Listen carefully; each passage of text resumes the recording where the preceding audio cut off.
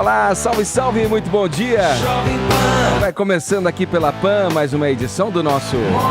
Sim, a revista radiofônica que traz informação, prestação de serviço, entretenimento, tudo isso no papo dessa segunda-feira, 24 de junho de 2019. Moro na filosofia, parturiunt montes nascetur ridiculus mus. Que recado o Sérgio Moro quis passar com essa frase em latim, postada por ele no Twitter nesse domingo, hein? Achei que ele viu Harry Potter e soltou um feitiço. A frase, Fefita, é a seguinte, atribuída ao poeta Horácio. A expressão quer dizer: a montanha pariu um ridículo rato. Traumatismo craniano. O estado de saúde de Benício, filho do apresentador Luciano Huck. O garoto sofreu um acidente de wakeboard e foi operado.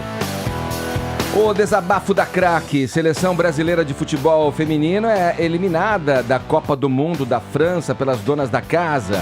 Ao final do jogo, Marta emocionou e conscientizou muita gente sobre o crescimento do esporte no país. Esses são alguns destaques do Morning Show que está começando e você aí, ó, do outro lado, é nosso convidado de honra até às 11h30. A gente segue por aqui. Vem com a gente. Morning Show. Buenos dias, Paulita. Bom dia, Edmuso. Chegou a minha vez de estar doente nesse programa. Sintam o timbre, percebam o timbre mais rouco. Uma coisa nasalada, um problema de vírus que agora está na minha pessoa nesse programa, Edgar. Que maravilha. Força na peruca, querida. Grande porque, olha, momento. essa gripezinha, esse negócio aí que tá desse bicho aí é forte. É, mas vai passar, querido. Vai. Sabe que, Ed... Até eu torci ontem pela seleção de futebol feminino. Como assim até eu? Não, é que eu não gosto muito de futebol. Já verdade. falei aqui no programa que eu não mas sou... você se empolgou, poxa. Não, eu me empolguei muito ontem, porque achei as meninas aguerridas, né? Muita Aquela raça. vontade de ganhar. Isso aí. E na prorrogação, Edgar, que a gente percebeu que faltou um pouco de perna. Se a Debinha fizesse aquele de biquinho, hein? Putz, aí... Putz. Nossa, é isso que deu uma raiva, Ed, porque podia, né? Futebol não tem C, né? Tem Pois que... é, não aconteceu. Bola na rede. Mas provou que o futebol brasileiro feminino tem muita garra, soube mobilizar as pessoas, Edgar.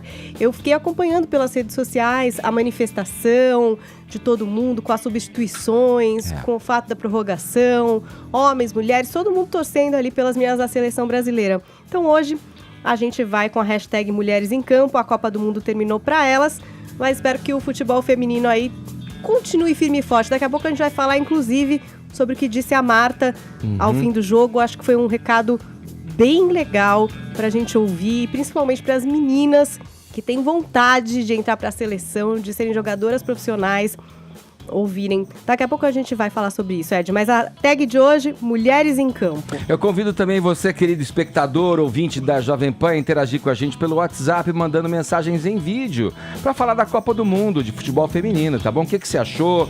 Mande uma mensagem em vídeo pra gente, faça a sua ponderação, fale da participação da nossa seleção feminina nessa Copa do Mundo da França. Como Paulinha trouxe, ontem o Brasil infelizmente foi eliminado pela equipe anfitriã, mas mostrou muita garra e muita força, determinação no propósito de elevar mesmo o futebol feminino no Brasil. Mande aí o seu vídeo para 11 931 17 1009 comentando a Copa do Mundo de futebol feminino. No mais, você pode nos acompanhar em imagens pelo aplicativo da Jovem Pan, também pelo nosso portal jp.com.br e também em nossa transmissão pelo nosso canal no YouTube.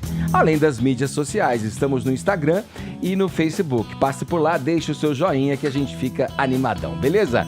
Todos convidados a passarem a próxima hora e meia colados aqui na PAN, porque o Morning Show tá só começando.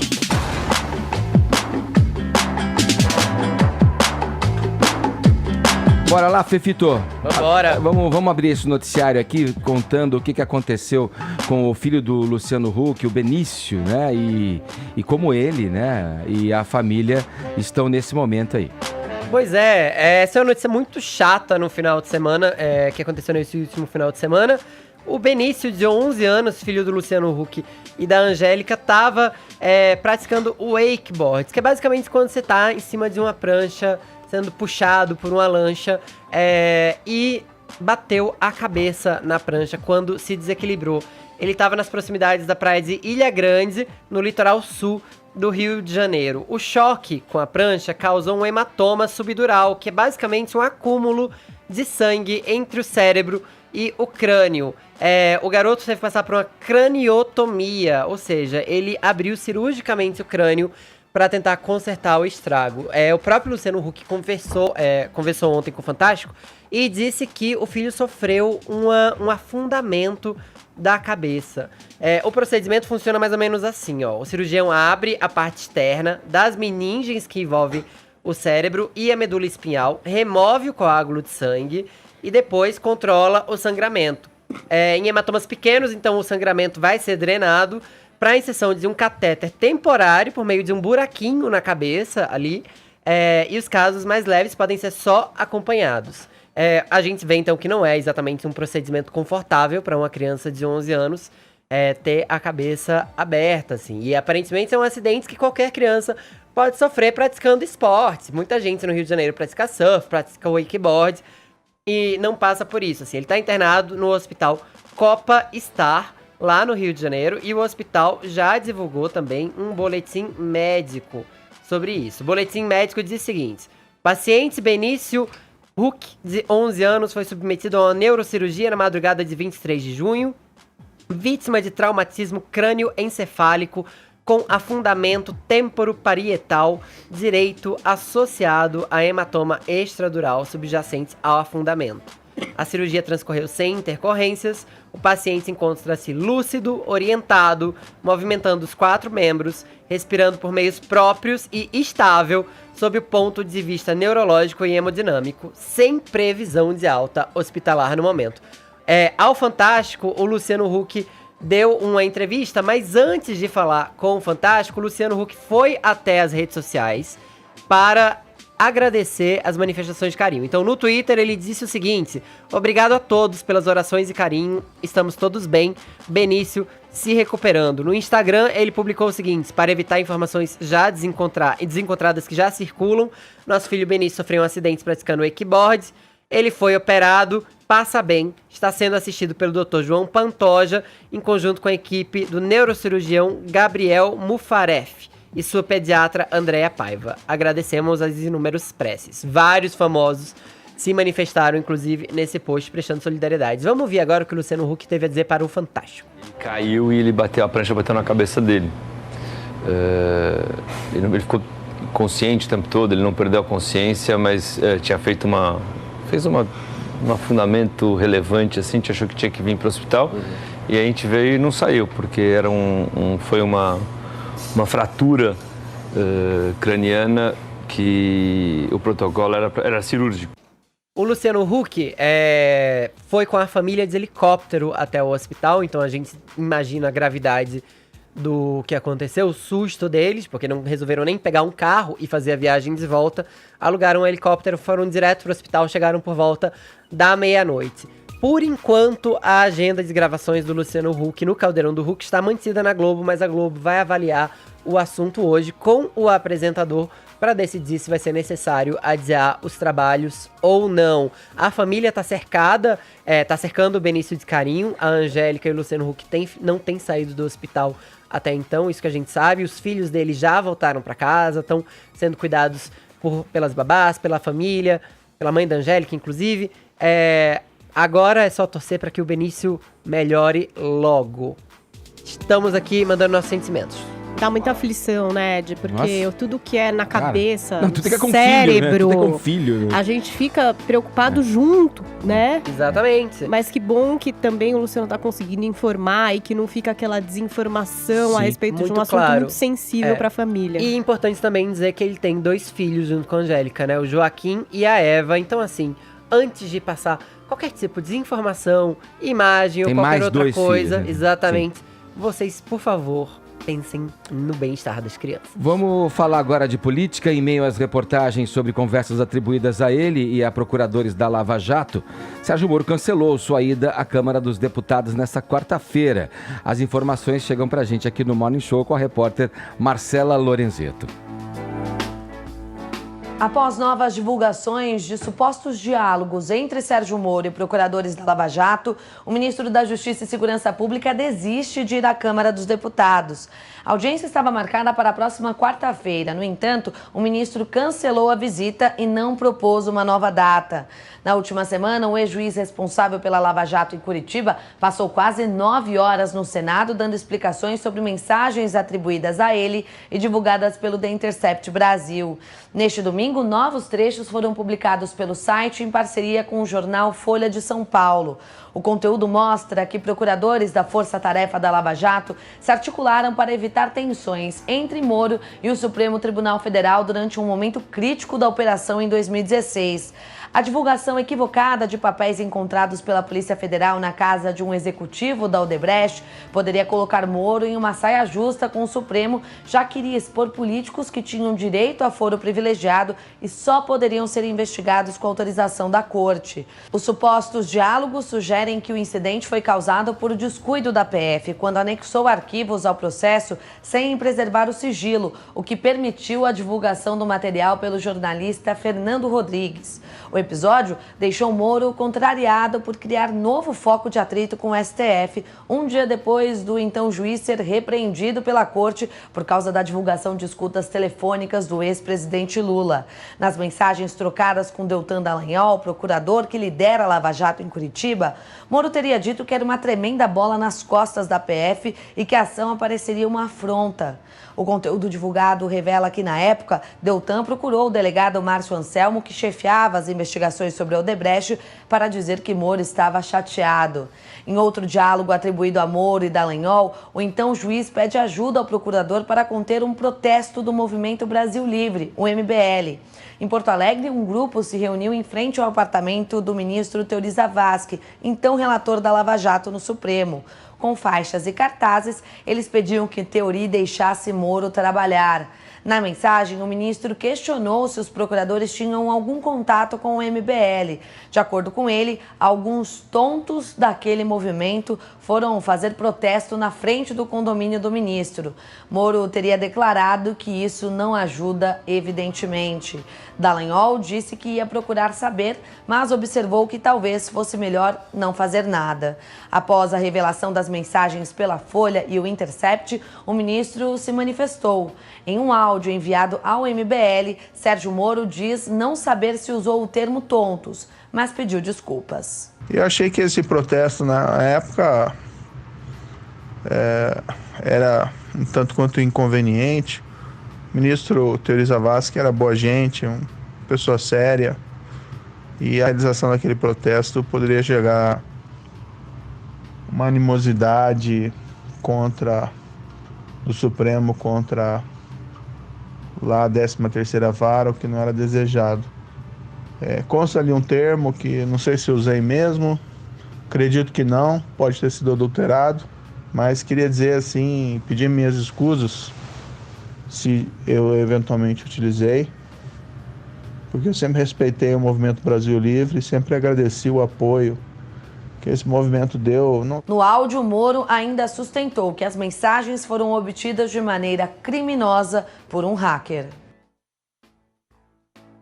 Sim, vamos lá. Na manhã desse domingo, agora a gente acabou de conferir a reportagem da Marcela Lorenzetto, e na manhã do domingo, o ministro Sérgio Moro foi ao Twitter e escreveu o seguinte, aspas aí, um pouco de cultura, do latim direto de Horácio, parturiunt montes nascitur ridiculus mus, fecha aspas, aí eu passo a bola pro Caio, que gosta de Harry Potter, Avada Kedavra. Do latim, relembrando suas aulas, muito provavelmente relembrando suas aulas de latim na universidade. Um pouquinho de direito romano, tinha umas expressões latinas. Direito romano, Caio, vamos lá, vamos contar aqui para os nossos espectadores, ouvintes do Morning Show, o que significa essa expressão e por que você acha que o Moro lançou mão dela, tirou da cartola. Assim, em tradução livre seria o equivalente a falar que a montanha pariu um ridículo rato, né?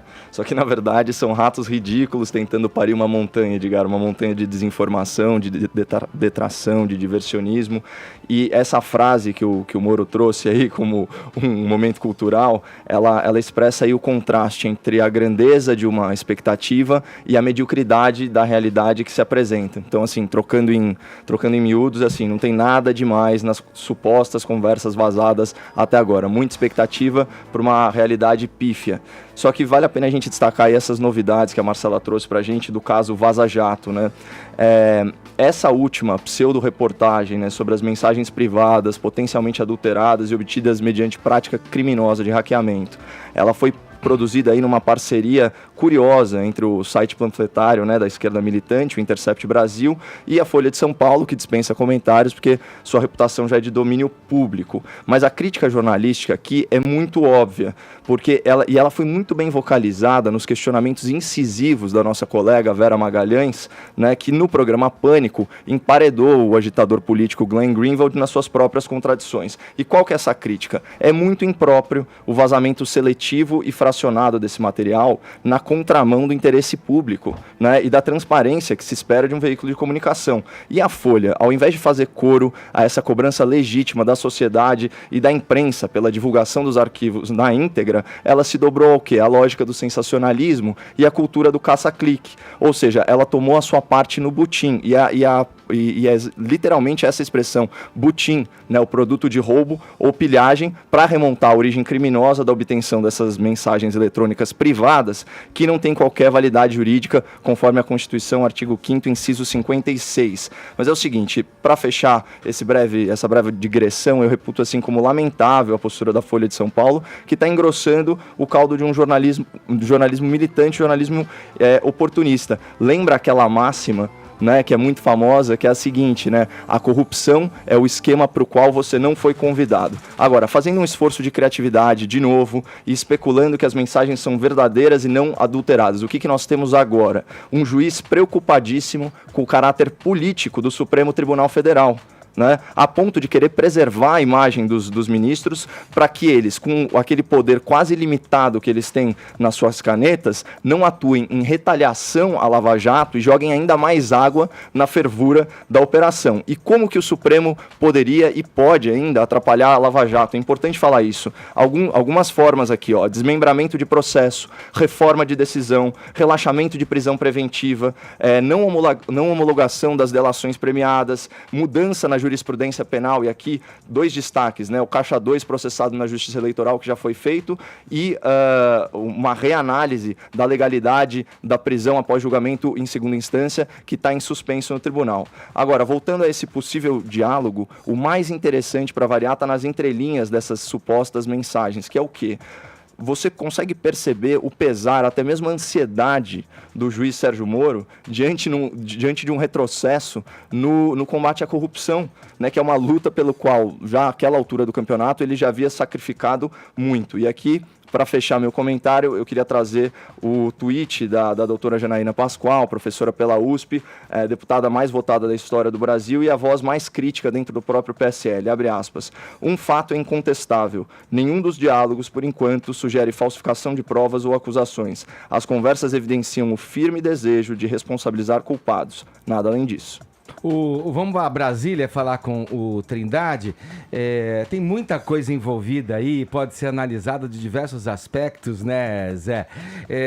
A semana promete ser agitada aí na capital federal. A notícia na política, ela anda com uma velocidade tão rápida que, na verdade, enquanto falo aqui, já temos a notícia de que esse julgamento do habeas corpus saiu na coluna da Mônica Bergamo, foi já cancelado, né? Foi adiado para um futuro. O Fefito trouxe pra gente aqui nos bastidores, enquanto a notícia era repercutida aqui, enquanto ouvíamos o Caio falando, né, Fefito? Olha só, foi adiado o julgamento da suspeição do Moro aí, e o julgamento deve ser adiado para o segundo semestre. A presidente da segunda turma do STF, a Carmen Lúcia, colocou o caso no último lugar da fila. Antes dele, 11 processos teriam que ser apreciados, e o Gilmar Mendes concluiu que não haveria tempo de debater o caso do Moro, porque só o voto dele tem mais de 40 páginas. Isso quem fala é a Mônica Bergamo, uma notícia publicada há cerca de 20 minutos na Folha de São Paulo. Sim, Zé, e aí eu passo a bola para você, pra gente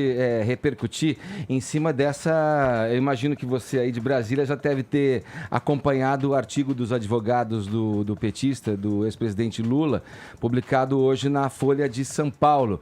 Dá pano pra manga, é um assunto que divide opiniões, inclusive no próprio meio jurídico, né, Zé? A exemplo de que a política tomou conta da justiça e vice-versa, são os comentários apaixonados, né? Muitas vezes distantes de uma realidade e da frieza em que o assunto deve ser tratado. Vamos lá, o que você enxerga disso aí? O que você comenta a respeito do artigo publicado pelos advogados do ex-presidente Lula? Bom dia, Zé. É isso, muito bom dia a todos. Isso aí é a inversão, sabe aquele rock do segurança do Gilberto Gil, né? Eu sei que o senhor é pago para suspeitar, mas eu estou acima de qualquer suspeita. O rock do segurança. Então, o Zanin é mais ou menos isso. Eu sei que o senhor é pago para defender, mas existem pessoas que estão difíceis de defender, né? No artigo, o Zanin diz que não há justiça sem a certeza da imparcialidade. Na verdade, ele vem batendo nessa tecla, já escreveu em artigos anteriores dizendo que até então ele trabalhou com defesas de processos, ou seja, ele tinha que defender o que estava nos autos e não fora dos autos, como é o caso do ex-presidente Lula. A única certeza que se tem ali é que o processo andou mais rápido e a forma de defesa dos advogados do ex-presidente Lula, desde o início, era de atrasar o processo. E isso, na Lava Jato, não foi só o ex-presidente Lula, não foi permitido atrasos. O processo andou como deveria, todos os prazos cumpridos. Prazos de defesa, os juízes não têm prazo, né? O que é eu acho, uma dificuldade aí da justiça. Pois bem, a defesa do Zanin é de que o ex-presidente Lula estava enfrentando um processo já montado para condenação e de que ele não teria como fazer a defesa fora dos autos. Mas, na verdade, Edgar, a justiça, ela é demorada, ela é uma injustiça. E mais ainda, quando se trata de advogados que atrasam o processo, que não querem o julgamento, na verdade, aposta na impunidade, que é a raiz de toda a desigualdade em se tratando de justiça e Caiu o áudio do Zé? Tá me ouvindo, Zé? Tô te ouvindo. Sim, pode seguir. Voltamos com o teu áudio, vai lá. Então, o Zanin fala da imparcialidade, mas no Brasil se tem a imparcialidade como a impunidade de poderosos. E a impunidade é a pior semente para a violência. Nesse caso aí do adiamento, o ex-presidente da segunda turma, Ricardo Lewandowski, marcou esse julgamento. Só é o seguinte, que a partir dessa semana, a nova presidente da segunda turma é a ministra Carmen Lúcia. É ela que organiza, inclusive, a pauta, né? Então, ela já chegou colocando as coisas no lugar. Existem outras prioridades para a segunda turma e para o Supremo, né? Do que ficar julgando e rejulgando ações do ex-presidente Lula. Eu acho que a presidente está certa.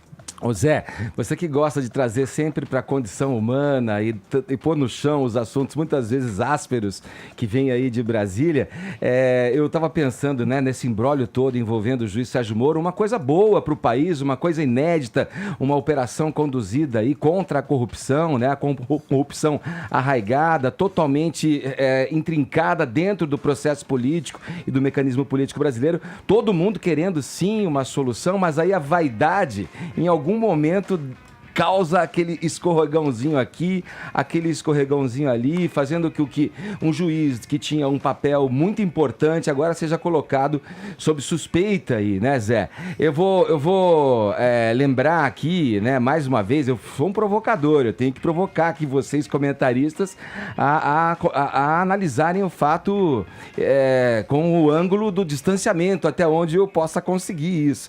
Mas a Constituição Federal e a legislação, elas são muito claras no veto ao juiz que conduz e ainda conclui um processo judicial para que ele tenha a imparcialidade mesmo e não denote nem aparentemente o interesse no desfecho.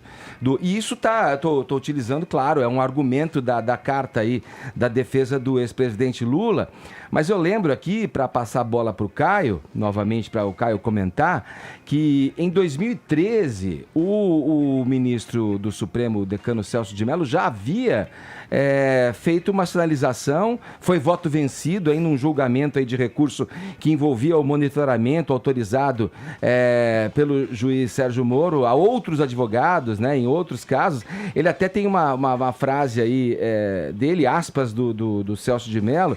Ele ressaltou que a anomalia, para usar uma palavra que você colocou aí, Zé, da prática, né, jurídica, em que o juiz, aí aspas dele, ou seja, o magistrado, aparece travestido de verdadeiro investigador. Ele foi voto vencido aí. E fazendo menção a esse episódio, o Zanin também nessa carta, nesse artigo para a Folha de São Paulo, lembra que em 2016, com relação a outros processos envolvendo ali, fora do processo do Triplex, também fez essa colocação de que a equidistância, a imparcialidade que está prevista no Código de Ética da Magistratura foi desrespeitada aí. Vamos lá, Caio, o que você pensa? É um caso onde as narrativas, você mesmo no seu discurso, aí eu te chamo a atenção, você quando traz para a questão política, você reconhece que politicamente o legado do Moro foi utilizado por uma parcela da população dizendo, olha, queremos justiça, queremos o fim da corrupção. Mas não dá para negar também, até por colegas da sua área, juristas, ministros do Supremo Tribunal Federal, que apontam alguma, para usar a expressão do Celso de Mello, anomalia na condição disso. Mas é importante destacar o que você trouxe aqui, que esse foi um voto vencido. Portanto, a Justiça, em última análise, considerou o argumento improcedente. Sobre o artigo publicado na Folha de São Paulo pelos advogados do Lula, a gente tem que partir de algumas premissas, né, evidentes. Objetivamente, do ponto de vista judicial, qual que é o principal compromisso dos autores desse artigo, os atuais advogados do Lula? Eu digo atuais porque o antigo virou ministro do STF, mesmo tendo sido reprovado 2 vezes no concurso para juiz. O compromisso fundamental dos advogados do Lula não é com a justiça e muito menos com a verdade. O seu compromisso é com o seu cliente corrupto e eles são regiamente pagos para isso, o que é muito legítimo, mas que constitui prova cabal de que eles sim não são imparciais, que é o que o Zé falou, né? Sei que o senhor é pago para defender. Então, assim, para usar outra expressão latina, mais um feitiço aí do Harry Potter, como diria o Fefito, tudo que for escrito pelos advogados do Lula tem que ser interpretado com grano salis, né? Aquela famosa pitada de sal, ou seja, com uma certa ressalva, com uma certa reserva. Porque eles não são apenas garantistas, né? Que é aquela corrente doutrinária do direito que enxerga a punição penal com maus olhos e que deve ser aplicada só excepcionalmente. Eles são interescistas. Eles têm interesse direto em encontrar brechas processuais para livrar os seus clientes da punição. E isso vai na contramão do interesse público pela verdade e pela justiça. O ensejo para a publicação desse artigo de ficção jurídica era o tal julgamento do habeas corpus para a soltura do Lula, que estava pautado para amanhã, mas que ficou no final da fila dos julgamentos do STF. A estratégia da redação desse habeas corpus, Edgar, pela defesa do Lula, ela foi primorosamente definida pelo nosso chefe de jornalismo, Felipe Moura Brasil. Ele disse o seguinte: se colar, colou.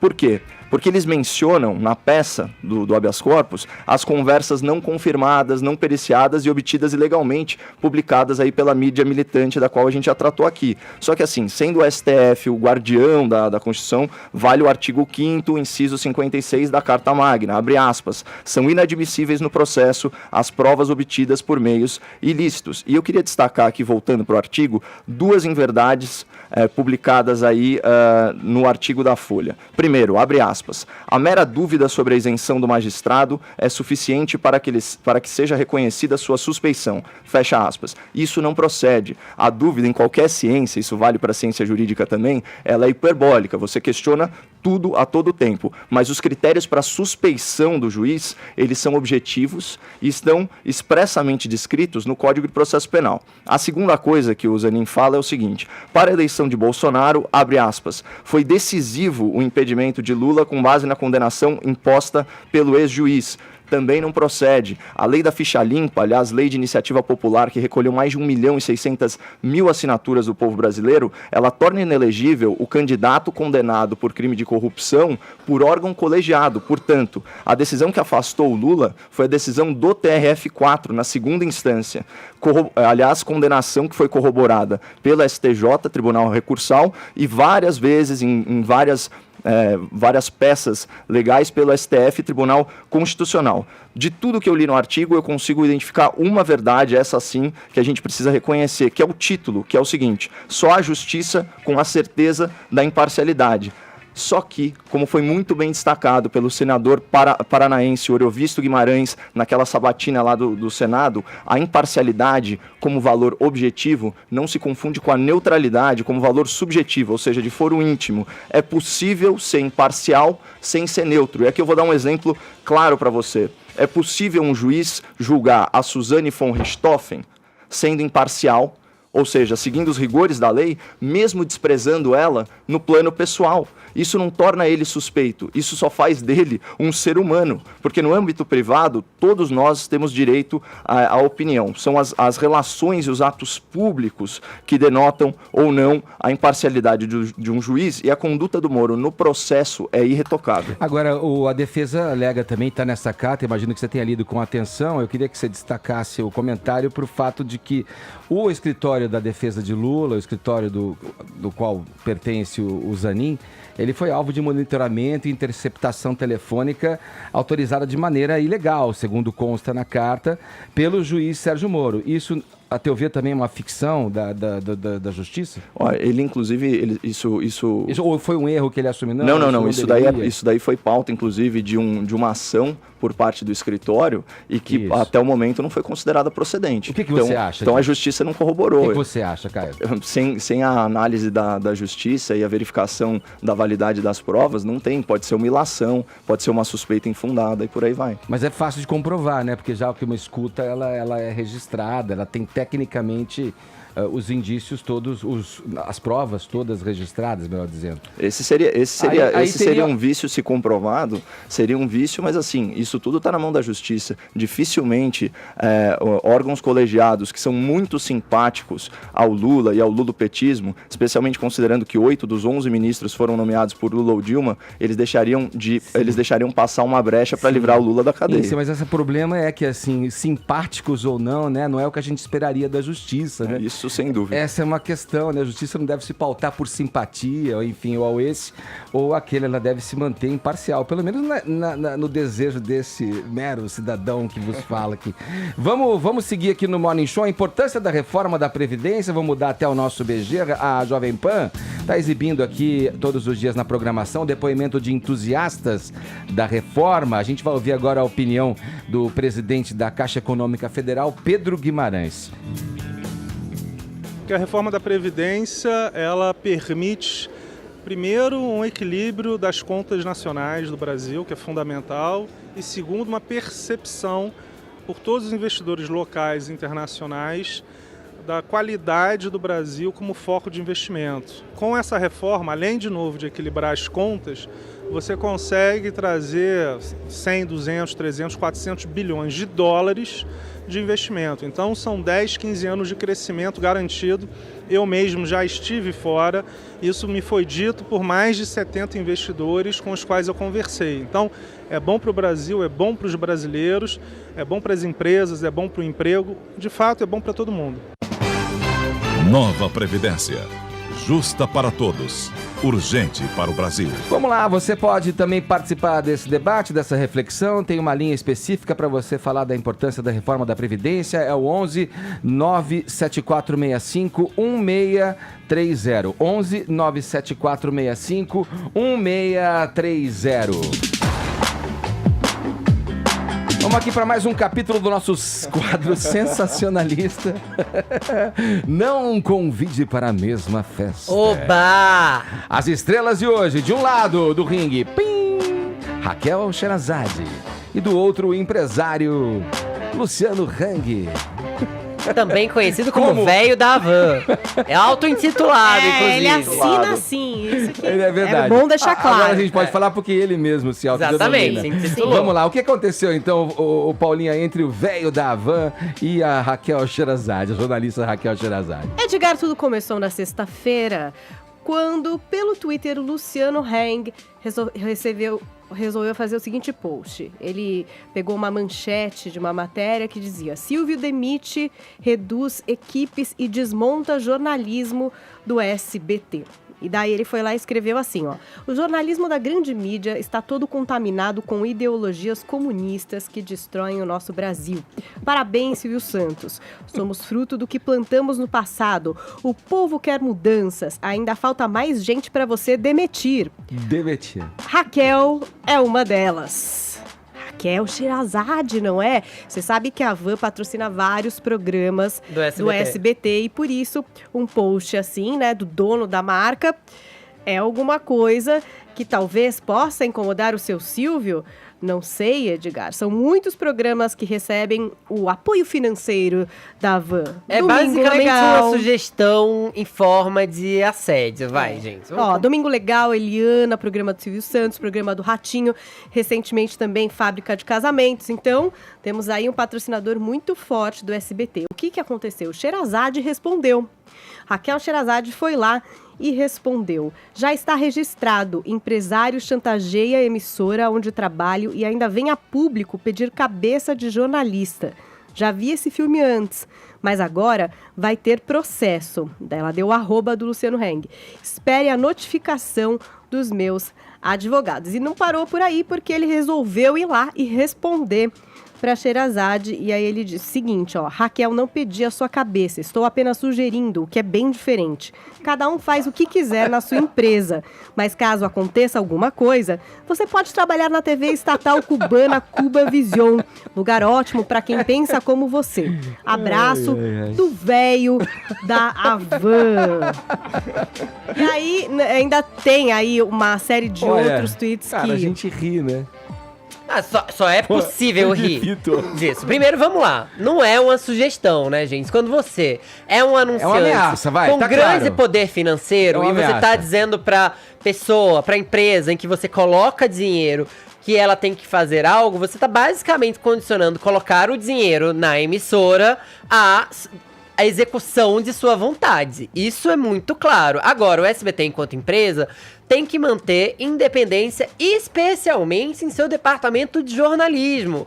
A Raquel Sherazade já foi proibida de dar opinião, e tudo bem, essa é uma decisão editorial do SBT, mas ela nunca foi proibida de fazer o seu trabalho, que é o de reportar as notícias, como de todos os outros. Há quem acha a decisão do Silvio Santos de proibir as opiniões da Sherazade muito polêmica, porque de fato ela já deu opiniões muito polêmicas, mas o fato é que não cabe a alguém de fora, especialmente um empresário que tem claramente interesses ideológicos envolvidos nisso, ditar quem deve ou não deve fazer parte do quadro de funcionários do SBT. E só pra corrigir aqui uma coisa que ele falou, inclusive estou publicando no blog já, que é o blog mais fino, elegante, sincero da Jovem Pan, jp.com.br/fefito. Pode anunciar lá, viu, Luciano Hang?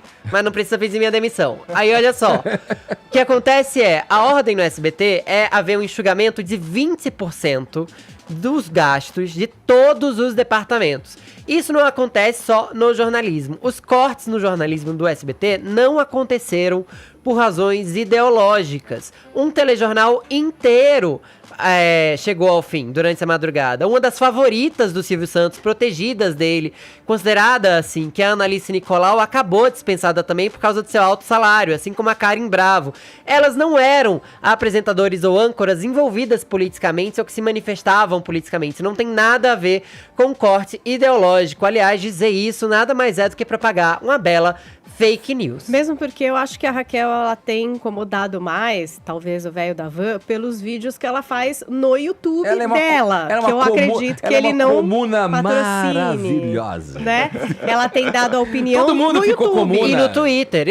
Todo mundo é comunista Todo mundo agora, virou né? comunista. Sinceramente, eu já declarei meu apoio a Raquel Sherazade nisso, porque eu acho que os jornalistas estão vivendo um achaque e uma perseguição por gente muito pouco comprometida com a democracia e sim com a imposição de valores bem antidemocráticos e autoritários. Mas dito isso, eu acho que a Raquel Sherazade tem que seguir botando a boca no trombone, porque se ela tá incomodando é sinal de que ela tá sendo ouvida. E ela até fez um tweet, fixou lá no perfil dela, dizendo, com uma imagem que diz: eu não vou me censurar para confortar a sua ignorância. E fixou lá para deixar o seu recado para quem quiser mandar ou não mensagem para ela. Ela tem retweetado muitas mensagens de apoio, inclusive de outros jornalistas que têm escrito aí, apoiando, né? A Mônica Waldvogel, por exemplo, disse o seguinte, ó, é direito da empresa anunciar onde bem entender, que faça o que quiser. É indigno, no entanto, pedir a cabeça de jornalista subentendendo condição para seguir anunciando. Enfim, estranho que achem normal, mas tá tudo de ponta cabeça mesmo. Sim. E tem outras pessoas que também... Está longe de ser fizeram normal. matérias Isso aí. parece assédio, gente, à primeira vista. E assim, ó, pra quem se surpreende que a Raquel Sherazade de repente entrou na lista dos comunistas, porque eu amo, né? De repente o Brasil era um país comunista nos últimos 15 anos, eu não sabia. Eu não sabia que a gente não tinha propriedade privada, por exemplo. É uma loucura aqui nesse país. A gente estava num país comunista. Mas pra quem se surpreende com a decisão da Raquel Sherazade de se opor aos desmandos e mandos ou autoritarismos que tem acontecido nesse país, não é de se surpreender, gente. É só ver o quanto determinadas coisas ditas por esse governo antes e depois da campanha atingem diretamente ela, que é mulher, que é nordestina, que foi mãe solteira, se não me engano, salvo engano, ou que agora é uma mulher separada e também cria seu filho sozinho. Ou seja, vários absurdos já foram ditos sobre essas pessoas. Chega uma hora que quando a água bate ali na gente, a gente acorda. E ela acordou, ainda bem que ela acordou cedo. Que bom, porque falaram dela, para ela e para o grupo que ela estava inserido. Agora 10h42, vai falar? Quer falar, Caio? Eu queria fazer uma observação. Eu tô numa sinuca de bico aqui, mas eu não posso me furtar a dar uma opinião, porque eu conheço os dois e tenho muito carinho por ambos, né? Tanto a Raquel quanto o Luciano. Isso independentemente de predileções políticas, né? Acima de tudo, eles são brasileiros corajosos, cada qual aí a sua maneira, e isso tem que ser valorizado sempre. Agora, assim, nas falas, os tweets que a Paulinha leu pra gente, o Luciano, ele fala num jornalismo ideologicamente contaminado, e a gente já provou aqui pro ouvinte do Morning Show que esse é um fato, né? Não é uma ilação. A gente trouxe aqui o Prêmio Congresso em Foco, né? Do UOL, Grupo Folha, que reúne aí 89 profissionais de mídia que cobrem Brasília, de 44 veículos distintos para escolher os melhores parlamentares. Nos últimos 2 anos, o parlamentar queridinho foi o Chico Alencar, do PSOL do Rio de Janeiro, Partido Socialismo e Liberdade. Em 2018, dos 5 primeiros colocados, 4 eram do PSOL e o outro cara era o Molon, que é um outro esquerdista lá do Rio de Janeiro. Mas o que você não pode negar, Caio, é que a maior parte do patronato da imprensa é de direita. Aliás, basta olhar as emissoras de TV, a maior parte das pessoas, inclusive do próprio SBT, está alinhada com o atual governo. Então, assim, você pode ter comunistas na sua redação, como dizia lá o Roberto Marinho, mas que cada patrão cuida dos seus. A linha editorial tá muito clara, inclusive por parte da imprensa. Estadão tem uma linha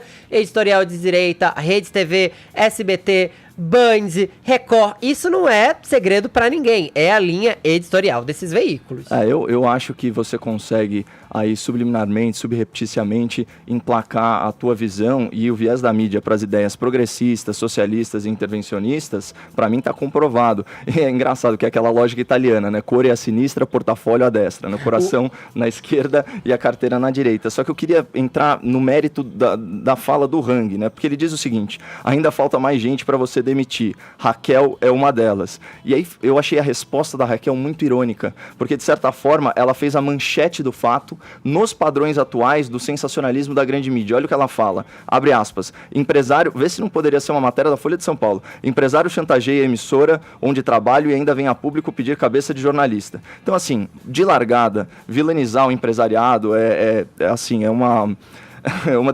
demagogia mesmo socialista, demodê, e a Raquel podia ter passado sem essa. Mas você não encara isso como uma ameaça? Então, ainda que pressuposta? Um assédio? Já vou chegar lá, porque emitir uma opinião no Estado Democrático de Direito não é chantagem. E geralmente, se chantagem fosse, teria sido feita de uma forma velada. O que é chantagem? A gente tem que ser muito próprio aqui, até porque a Raquel pode ter incorrido no crime de calúnia. Artigo 158 do Código Penal. Constranger alguém mediante violência ou grave ameaça e com o intuito de obter para si ou para outrem indevida vantagem econômica, né? A fazer, tolerar que se faça ou deixar de fazer alguma coisa. Olha só, não encaixa o tipo penal com a conduta, até porque não existe violência ou grave ameaça implícita. Isso tem que estar explicitado. Por quê? Porque, graças a Deus, você pune uma pessoa pelos seus atos e pelas suas palavras, não pelo que ela não disse. E aqui eu divirjo de vocês, né? Eu discordo de rotular isso como uma ameaça ou algo subentendido. Até porque, se você parar para pensar, Edgar, é uma forçação de barra. A vítima da chantagem seria ninguém menos que o Silvio Santos, um dos homens mais poderosos do Brasil. E, como bem disse a Raquel no seu outro post, opinião não pode ser censurada. Agora, isso é direito de todo cidadão, independente de ser um jornalista, de ser um funcionário ou de ser um grande empresário. Então, a mesma liberdade de expressão que protege o trabalho da Raquel, tutela as opiniões do Hang, e eu quero deixar aqui manifesto o meu desejo de que a Raquel volte a poder fazer os seus editoriais. É muito frustrante a gente não ter as análises políticas dela e as suas opiniões. Eu espero que o Silvio Santos revogue essa diretriz. No SBT, né? E Isso. agora, o que ganha força? Ganha força na questão individual, as mídias sociais, as mídias digitais, porque Raquel está sendo, digamos, eu não vou usar o termo assediada, atacada. Tá sendo achacada, gente. Achacada Não se pode mais falar um A nas redes sociais hoje pelo sem empresário, ganhar. pelo que ela diz no âmbito do canal dela do YouTube, não pelo que ela diz no jornal do SBT. Quando ele tem um poder financeiro aí de patrocínio no canal e o empresário Silvio Santos, mesmo sendo o rei da televisão, necessita do patrocínio para gerir seu negócio, tem uma ligação aí sim. E eu quero mais que cada um possa dizer o que quiser e também ser cobrado pelo que diz, né? A liberdade de expressão não implica jamais em você assediar alguém ou você cometer algum ato de ofensa, quer dizer, não é garantido esse direito. Agora, 10h47, horário de Brasília. Jovem Pan Morning Show. A maior avenida de São Paulo ficou pequena nesse domingo. Vitor Moraes mostra pra gente o porquê. A maior avenida de São Paulo ficou pequena para a maior parada do orgulho LGBT do mundo. A galera dançou, pulou e celebrou a diversidade ao som da cantora Isa. Também teve atrações internacionais, como a cantora Mel C, ex-Spice Girl. Hello, São Paulo Pride. O prefeito Bruno Covas esteve presente e falou que São Paulo é a cidade de todas as cores e todos os gêneros. A parada é importante, até que a gente possa celebrar a cidade de São Paulo como uma cidade que celebra a sua diversidade. É muito significativo que no mesmo feriado que a gente tem a Marcha para Jesus, a gente também tem a parada LGBTQIA+, aqui na cidade de São Paulo. Então, para que a gente possa respeitar os direitos humanos, para que a gente possa ter uma cidade que celebre essa diversidade, a cidade ajuda a organizar uma parada como essa. Fantasias exóticas, engraçadas, tomaram conta da Avenida Paulista. O público também fez algumas críticas com relação à maior parada do orgulho LGBT do mundo. Outra vez, faltou banheiro público para a galera, como reclamou o Maicon. Praticamente eu vi 2 pontos só de banheiros, onde o número de banheiros químicos é pouco também, e pela estimativa que eles colocam 3 milhões de pessoas para o pouquíssimo banheiro, não rola. Aí acaba dificultando para as pessoas e depois ainda reclamam que as pessoas urinam no chão, na rua, e querendo ou não, é problema da prefeitura, do governo mesmo. No Dia Mundial da Diversidade, o público aprovou, saiu satisfeito da 23ª Parada do Orgulho LGBT e conseguiu passar a mensagem. Primeiramente, a mensagem do amor, porque eu acho que é assim, primeiramente na parada, a gente tem que sempre prevalecer o amor, a igualdade, o respeito entre todos, entendeu? E por isso que a gente tá aqui, entendeu? Pra lutar pelos nossos direitos, pra não ter medo de sair pela rua, pra sempre a gente poder, sabe, levantar nossa bandeira e lutar pelos nossos direitos. Essa foi a primeira parada do orgulho LGBT+, depois da decisão do STF em criminalizar a homofobia e a transfobia.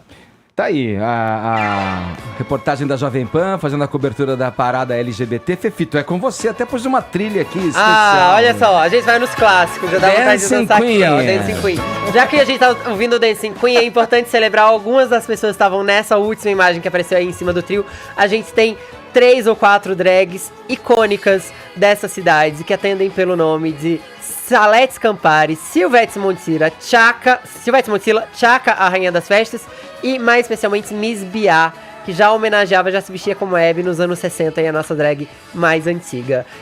A parada LGBT, gente, tinha como tema os 50 anos de Stonewall, que é basicamente a revolta que deu início ao marco pela luta de direitos civis. Até então, a gente só tinha os movimentos homofílicos, que era como se chamava nos anos 50, que diziam que todo mundo tinha que ser discreto e fora do meio, usar terno e tentar se enquadrar na sociedade de uma maneira meio heteronormativa. Que bom que aconteceu Stonewall e a população se revoltou contra a polícia, que assediava e prendia as pessoas basicamente porque gostavam de pessoas do mesmo gênero e ainda cobravam suborno de todos os bares que recebiam essas pessoas. A parada teve Isa, teve Mel C, teve Carol Conká, Matheus Carrilho, Mel Gonçalves, teve um monte de gente legal. Teve também muito espaço para manifestação política. Eu, pessoalmente, estava em cima de um trio, vi vários cartazes agradecendo ao Glenn Greenwald, eu vi vários cartazes dizendo obrigado Glenn, vi vários cartazes dizendo ele não, e também vi muito cartaz mostrando que os LGBT são gente como a gente. Um dos mais emocionantes era basicamente eu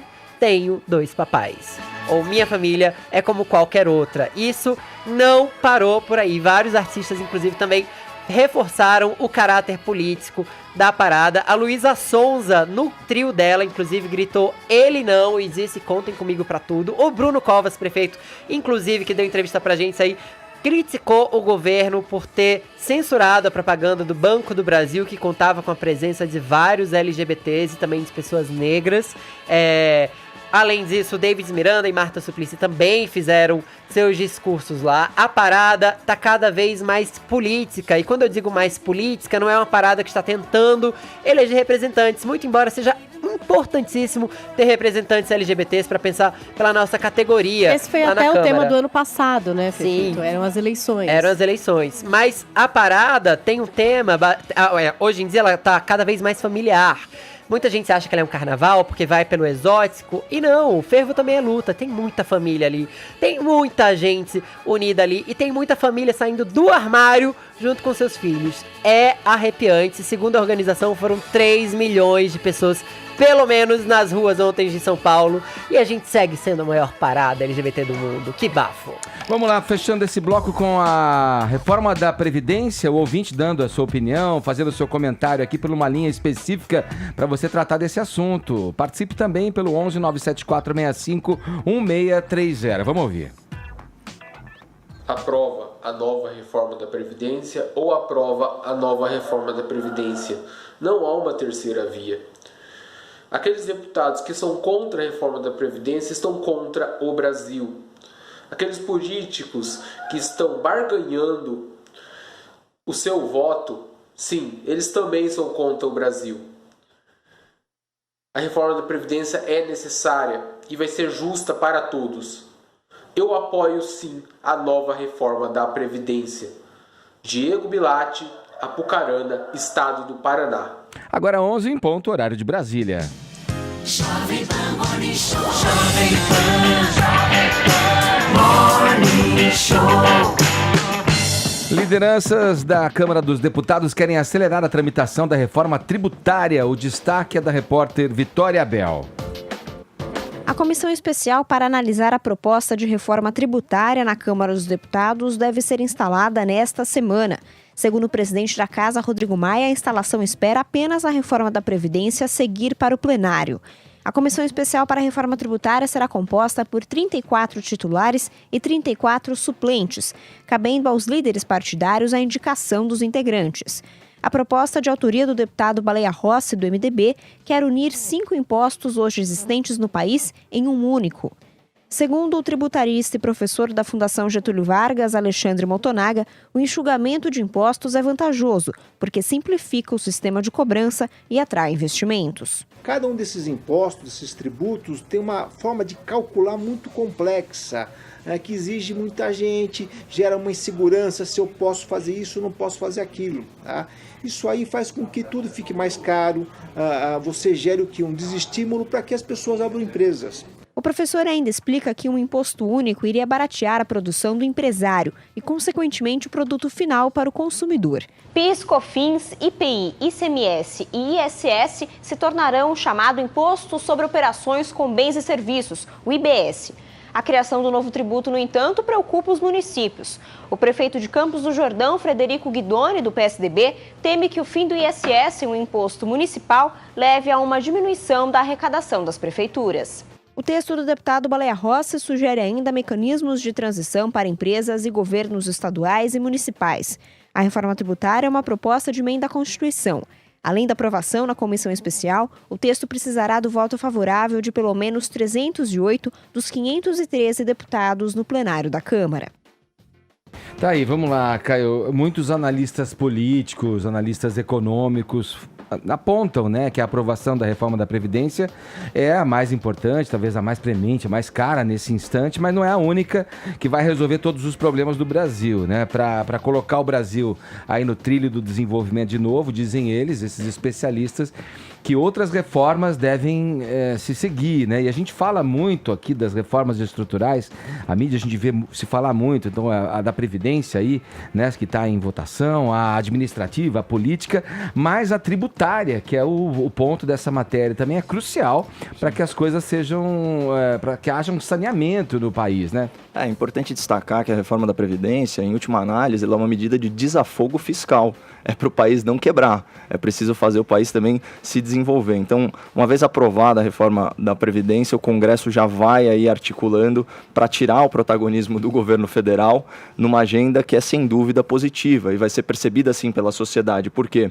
A gente está falando de redução de impostos e não só isso, de simplificação tributária, então desburocratização. Quem não gosta disso? Então, capitaneando esses esforços está o articulador mor da República, né, o presidente da Câmara, o Rodrigo Maia. Além disso, o Baleia Rossi, que é deputado pelo MDB aqui em São Paulo, ele é autor da PEC, que inclusive contou com o apoio da oposição na CCJ, né? E aí você vê, também tem o Aguinaldo Ribeiro, que é o líder da maioria na Câmara, e ele é do PP da Paraíba. Então você vê uma convergência do Centrão com aliados eventuais para agilizar isso.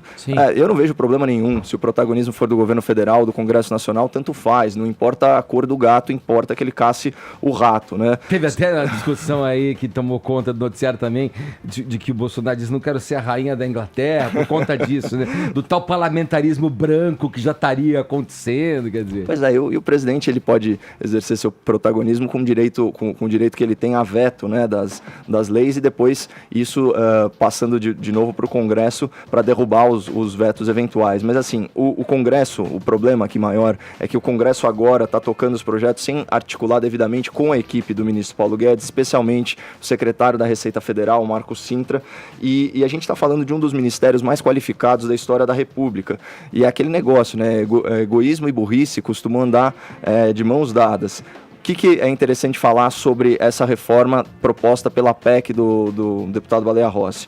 Ele vai extinguir 3 tributos federais, então a IPI, o PIS e o COFINS, o estadual ele tira o ICMS e o municipal o ISS. Esses são todos impostos que incidem aí de maneira completamente caótica, né, para desespero dos empreendedores, sobre o consumo, impostos em cascata. E a ideia é substituir pelo tal do Imposto sobre Operações com Bens e Serviços, que eles estão usando a sigla IBS atualmente, só que nada mais é do que um imposto pensado no modelo IVA, né, que é o Imposto sobre Valor Agregado. Isso foi praticamente consensual na eleição, viu, Edgar? Todos os candidatos eles falavam que viam com bons olhos esse modelo.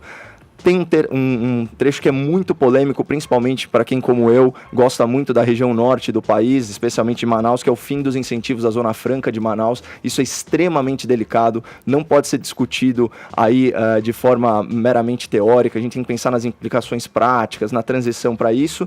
E essa reforma, pelo menos a da PEC, ela não aborda algumas coisas cruciais. Primeiro, o que se diz dos impostos trabalhistas, aqueles que incidem sobre folha de pagamento. Isso é extremamente sensível. E também a questão da tributação de renda, aumentar as faixas de isenção, de repente baixar a alíquota máxima, tem muita coisa aí para ver e tributar também os dividendos, isso é outra discussão. Então assim, tá faltando muita coisa nessa reforma e ela já é muito complexa, como deu a entender a reportagem. Isso, né? Mas tudo leva a crer que vai haver uma comunhão mesmo aí, né? Porque esse novo imposto que englobaria esses todos que você falou, já teve outro nome na campanha, você lembra? Imposto 1, único. Sim, o pessoal falava um monte de coisa. Tanto situação quanto oposição, enfim, parece concordar nesse aspecto que os tributos devem ser reequilibrados no país. Temos que resgatar a memória da Jovem Pan, né, Edgar, que tinha aquela campanha que ficou famosa, Brasil, o país dos impostos, que seja o país dos empregos.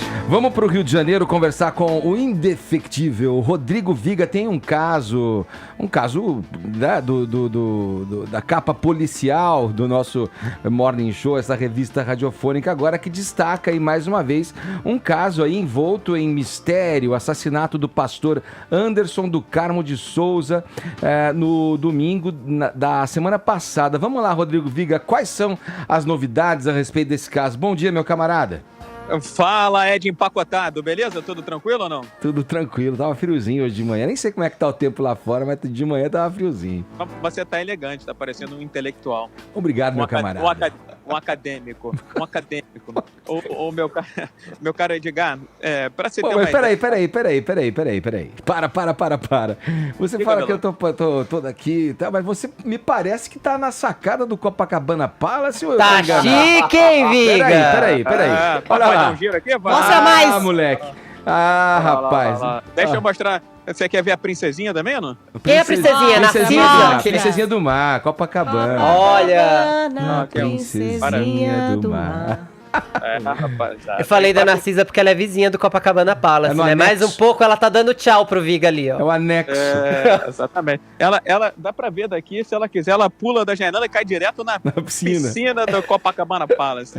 Mas pra tomar um cafezinho aqui na pérgola do Copacabana Palace, você deixa, como diria um saudoso amigo meu, ordenado, viu, meu cara de gato. O ovo mexido com bacon mais caro do país. Né? Ô, meu cara de gato, tô aqui num evento, tá um ministro aqui, mas a gente conta essa história depois, porque para que você tenha uma ideia da complexidade desse caso envolvendo o assassinato do pastor Anderson do Carmo, sabe quantas pessoas a delegada Bárbara Lomba vai ouvir hoje, meu cara de gato? Só de filho ele tinha 51, é isso? 55. 55, tá todo mundo na casa, me parece, ou a maioria deles ali. Exatamente. Ela vai ouvir 20 pessoas somente hoje, tá? E, é claro, o depoimento mais esperado é da deputada federal Flor de Lis. Ela tem a prerrogativa, por ser parlamentar, de escolher data, hora, local, mas, como disse que quer colaborar com a investigação em torno da morte do marido, ela vai comparecer à delegacia hoje, a Divisão de Homicídios de Itaboraí, São Gonçalo de Niterói, na região metropolitana. Agora, meu caro Edgar, ouvintes internautas da Jovem Pan, ainda muitas perguntas a serem respondidas e... lembrando muito o caso aí do jogador de futebol do Neymar, né, e da menina, a advogada que representava os filhos do casal, que são apontados como os responsáveis pelo assassinato, o Flávio e o Lucas dos Santos, ela acabou de entregar o cargo, viu? Abandonou a função de defender os dois, porque disse o seguinte: quando eu conversei com eles, a história era uma. Quando eles vieram para cá e falaram do envolvimento do crime, eu não estava a par disso, me senti lesada, enganada, então pediu o boné. É uma situação bastante complexa. A arma do crime foi encontrada no quarto de um dos filhos, são 55 pessoas, há relatos de que o pastor teria tido um relacionamento extraconjugal, que estaria, de certa forma, indignando esses dois dos 55 filhos. Enfim, é um caso que, como diria também antigamente, é para mais de metro, viu, meu caro Edgar? Pois é, e envolvendo aí também imagens, né, Viga, que foram mostradas pela imprensa, chegada do filho um pouco antes. É o entra e sai. O entra e sai num horário ali onde... Madrugada. Quando o crime aconteceu, né? E ele saiu de casa, Edgar, segundo ele relatou à polícia, para buscar ajuda de policiais ao tomar conhecimento que o padrasto, né, tinha sido alvejado por vários tiros, tinha sido assassinado dentro da casa. Mas quando ele volta, 20, 30 minutos depois, ele chega sem a polícia. E quando a polícia efetivamente chega, por volta de 6, 7 horas da manhã de domingo retrasado. Ele estava lá na porta, de prontidão, junto com o outro irmão, à espera do desenrolar dos fatos. E esse desenrolar, eu diria para você que é muito, mas muito longo, complexo e complicado, viu, meu caro Edgar? Tá bom, Viga, obrigado pelas informações, pelo papo aqui no Morning Show. Vou liberar você pro Convescote aí, pode comer aquele canapé de fios de ovos com cereja. Nossa, que old school isso aí. Old school total, aquela taça rasa de champanhe.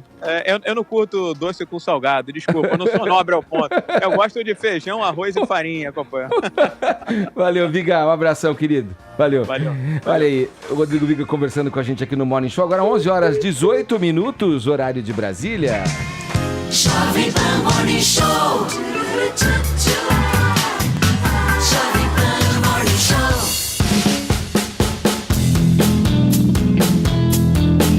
Reta final do Morning Show, mas tem tempo da gente falar aqui da nossa brava seleção brasileira de futebol feminino, que lutou, suou, mas acabou sendo eliminada na Copa do Mundo da França pelas donas da casa. No tempo normal, o placar ficou empatado em 1-1 e na prorrogação a capitã francesa Henry definiu o placar.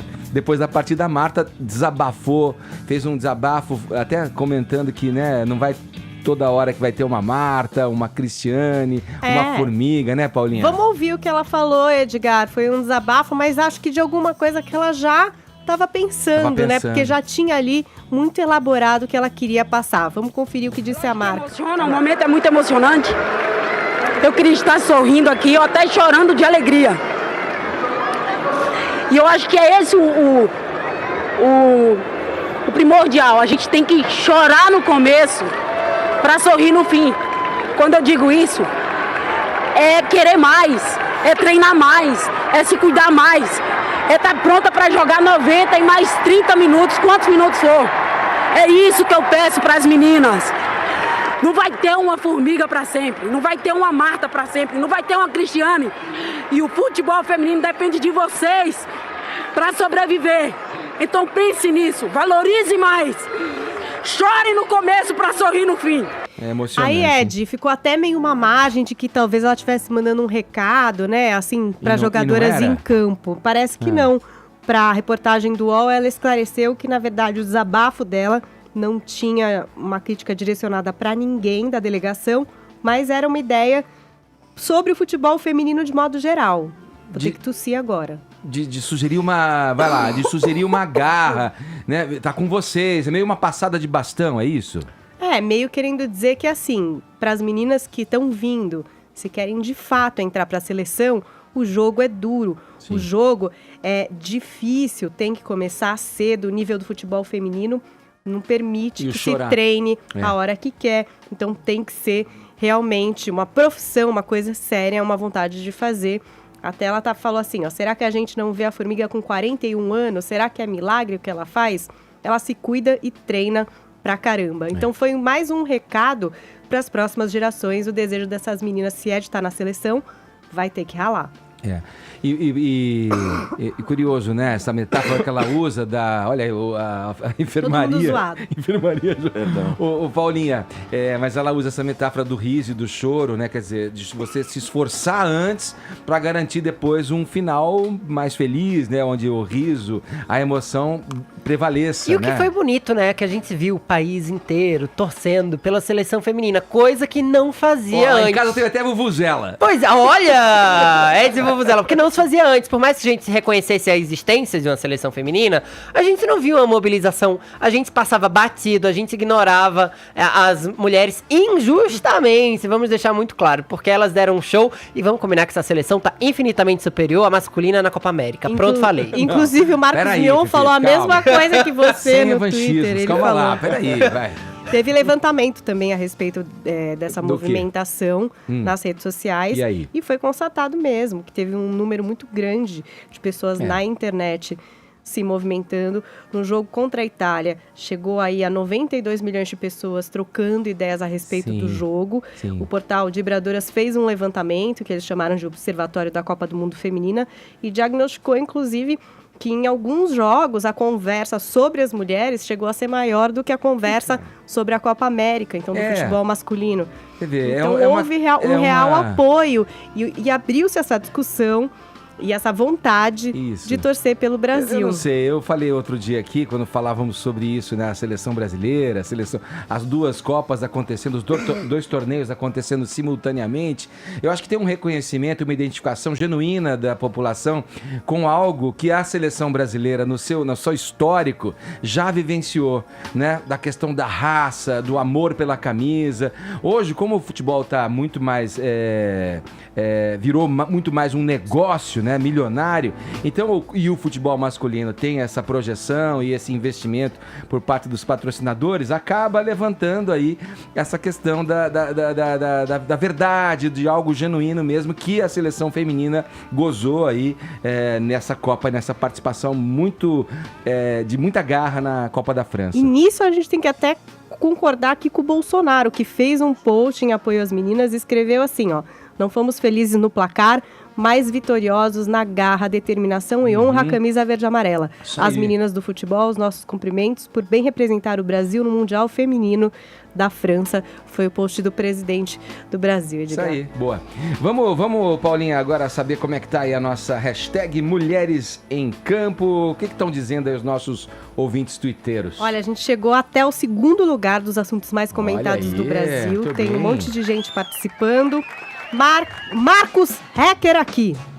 Elas foram e mostraram que estão conquistando espaço. Agora fica a esperança que tenha mais atenção e investimento no futebol feminino para que no futuro a gente possa comemorar mais vitórias. Força! Maju Santana. Lembro na infância que só dava eu jogando com os meninos em campo. Influenciada por meus irmãos, amava. E meu professor de educação física, Carlos, me incentivava. Coitado, essas meninas da seleção jogam muito! Orgulho! Herbert Nunes, foi triste ver a derrota das mulheres, assim como qualquer outra derrota. Só não podemos agora lembrarmos delas de 4 em 4 anos, como sempre.